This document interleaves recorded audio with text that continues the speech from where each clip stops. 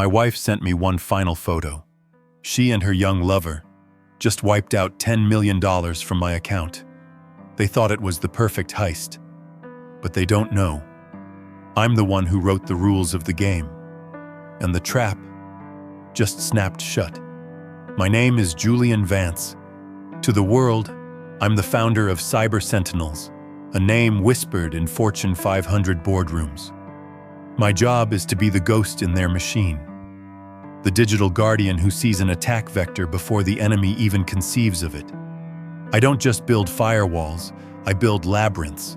I understand that true security isn't about stopping an intruder at the gate. It's about letting them in, letting them think they're winning, and watching their every move from the inside. My entire life is a testament to the principle of control, which is why the photo on my phone felt like a personal and professional violation of the highest order. There she was, my wife of 10 years, Sophia. Her head was tilted back in laughter, her blonde hair catching the golden light of a sunset I wasn't sharing with her. Her arm was draped around a young man, Leo, whose chiseled jaw and confident smirk screamed of unearned arrogance. They were in a cedar hot tub, a bottle of champagne I recognized from our own wine cellar sitting beside them. The text below the image was a dagger. Found someone who sees my soul, not just my schedule. Thanks for funding our future. A cold fury, clean and sharp as a shard of glass, settled over me. It wasn't the primal rage of a cheated husband. It was the focused indignation of a master architect whose blueprint had been stolen and defaced. Just last month, for our 10th anniversary, I had taken her to that little French restaurant by the water. She had worn the sapphire earrings I'd given her, her eyes sparkling under the candlelight. She'd placed her hand on mine, her touch warm and familiar, and whispered, "I know you've been busy, Julian, but I see you trying. It means everything." She had lied. Every smile, every touch, every shared moment for months had been a meticulously crafted performance. My personal monitoring system, a piece of proprietary software far more advanced than anything we sell to clients, confirmed the breach 3 minutes later. A single, massive transaction, $10 million in Bitcoin, transferred from my primary cold storage wallet, a wallet I ironically called the Citadel, to an anonymous address. I leaned back in my leather chair, the skyline of Seattle a blur of rain-streaked light outside my office window. Panic is a useless emotion. It clouds judgment. Instead, I opened my console. The transfer was already a crimson flag on my global network map, a beacon of betrayal. Sophia, guided by her new Svengali, had used a series of tumblers and mixers to obscure the destination. It was a competent, professional-level attempt at money laundering. But they had made one critical, amateur mistake. They had initiated the transfer from my network, using the encrypted laptop I had designed for her.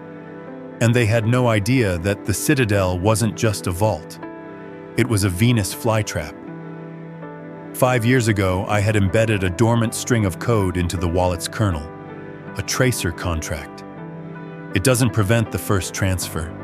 It encourages it. But in doing so, it tags every single Satoshi with an infinitesimally small, quantum-encrypted data packet. That packet doesn't just report its location. It reports the architecture of any system it touches. Sophia and Leo didn't just steal my money. They had just given me a complete schematic of their entire criminal enterprise.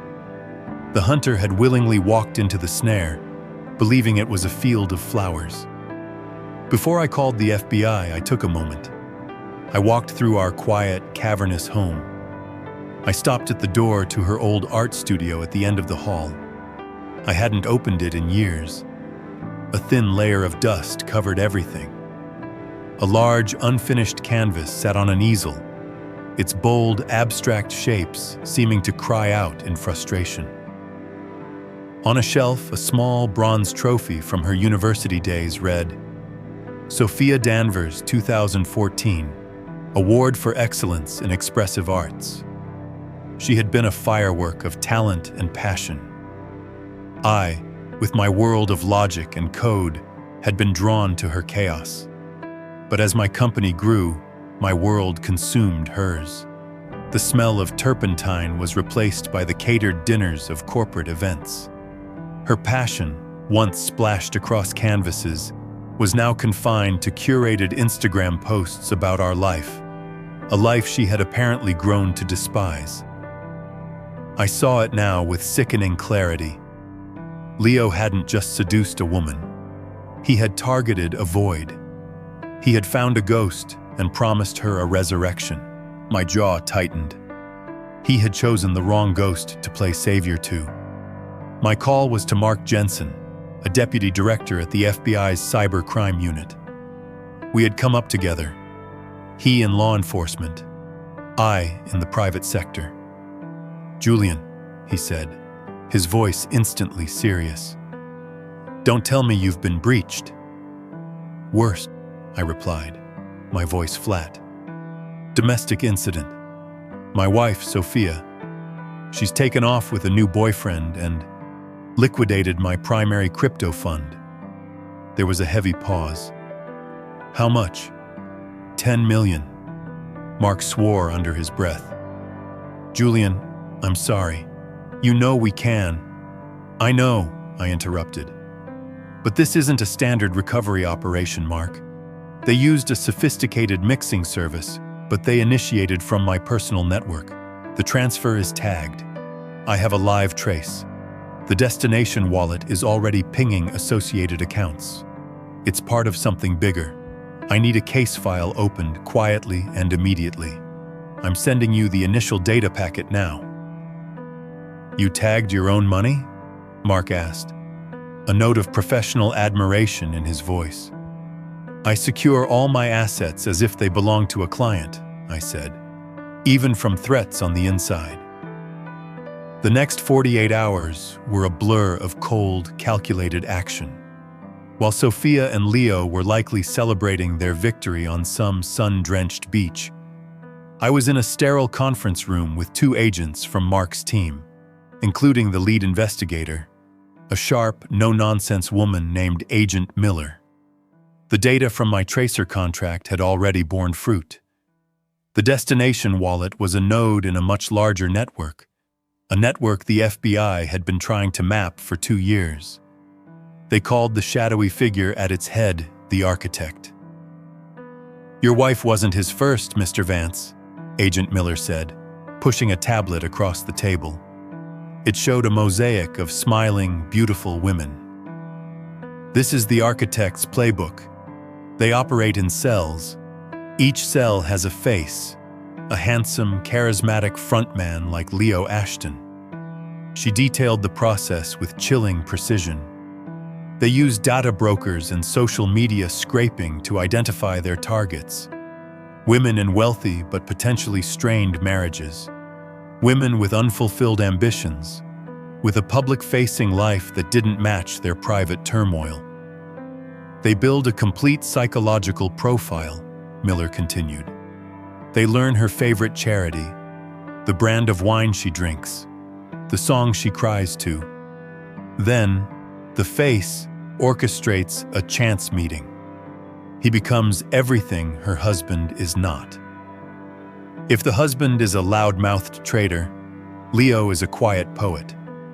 If the husband is a reserved academic, Leo is a wild adventurer. In your case, you are a man of logic and order, so Leo sold himself as a man of passion and soul. It was then I understood. Sophia's recent obsession with a life coach who ran seminars on unlocking your authentic self, that was him. He hadn't just stumbled into her life. He had been deployed.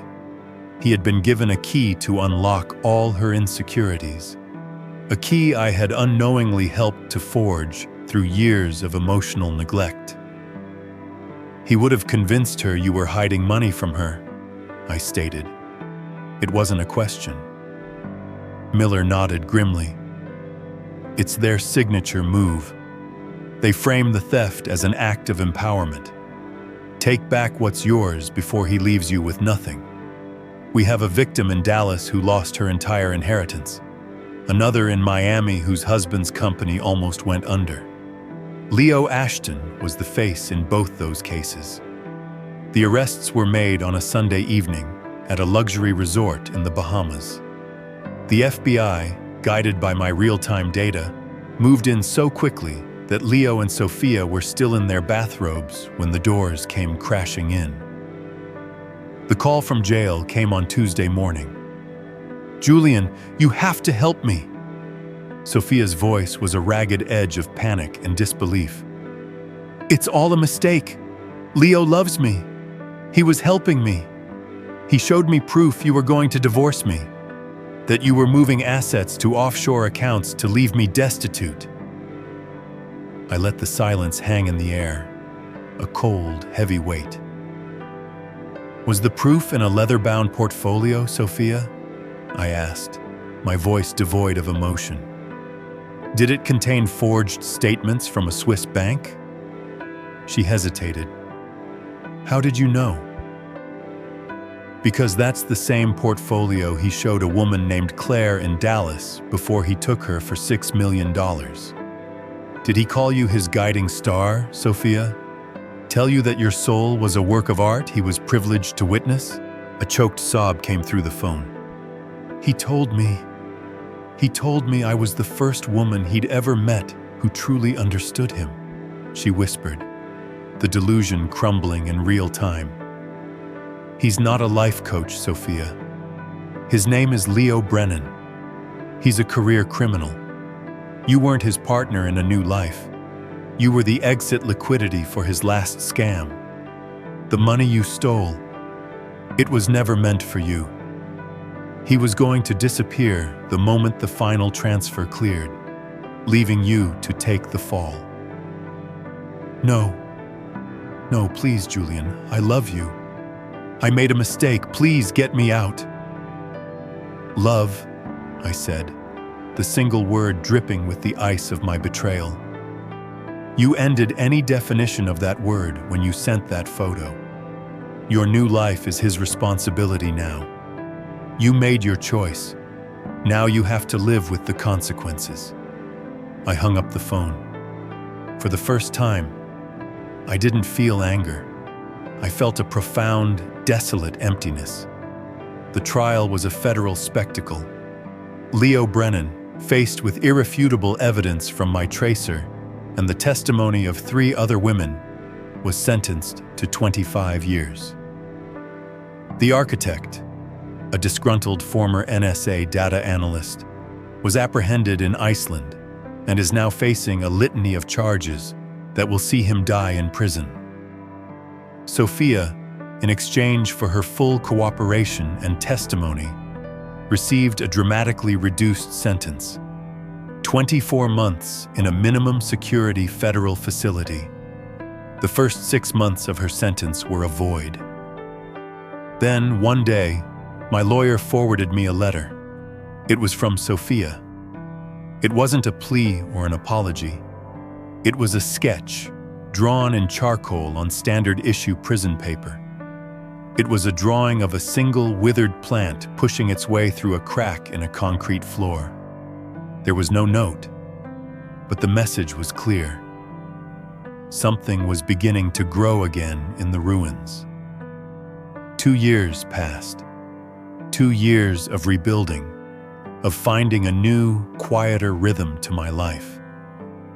One evening, on a whim, I attended a small gallery opening downtown. And that's when I saw it. Hanging on the far wall was a massive, stunning painting. It was a maelstrom of chaotic, violent color, deep blues, angry reds, stark blacks. But from the very center of the chaos, an explosion of pure, brilliant white light emerged, pushing the darkness back. It was a painting of a soul at war with itself and winning. It was beautiful. It was hers. The plaque beside it read, "Chaotic Rebirth" by Sophia Danvers. It's a bit raw, I know. I turned. Sophia stood there. She was different. The prison pallor was gone, replaced by a healthy glow. Her hair was shorter. Her eyes, once filled with a desperate need for validation, were now calm and clear.